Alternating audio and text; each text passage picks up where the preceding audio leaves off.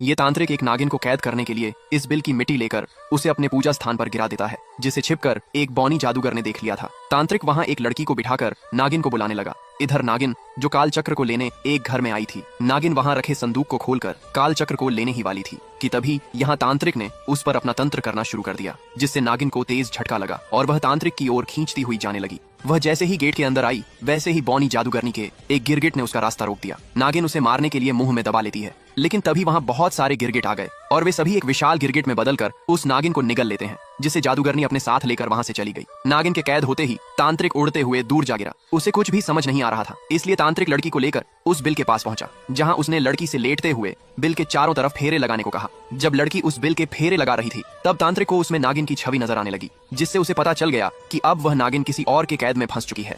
अचानक यह अघोरी मंदिर घूमने आए एक आदमी को रोककर उसे बताता है कि आज तुम्हारी मुलाकात एक ऐसे इंसान से होगी जो तुम्हारा अपना है।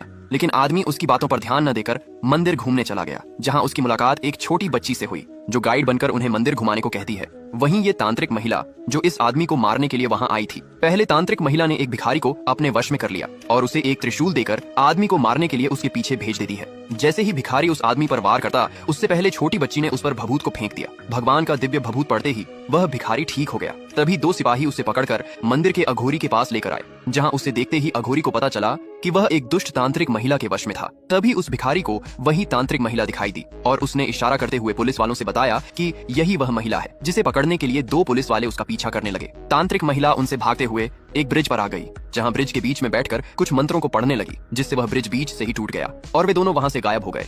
देवी माँ की यह भक्त जो दिखने में बिल्कुल साधारण सी लगती थी, लेकिन वास्तव में यह कोई साधारण लड़की नहीं थी। माँ बाप के न होने की वजह से घर के लोग उससे बिल्कुल भी पसंद नहीं करते थे। आज इनके घर देवी माँ की पूजा रखी गई थी। जब पंडित जी गंगा जल मांगते हैं, तो घर की एक महिला ने उसे गंगा जल लाने को कहा। जैसे ही यह लड़की गंगा जल लेकर आ रही थी कि तभी उसे एक बच्ची के रोने की आवाज सुनाई थी। इतना सुनते ही उसने अपना वास्तविक रूप धारण कर लिया और एक बाइक लेकर उस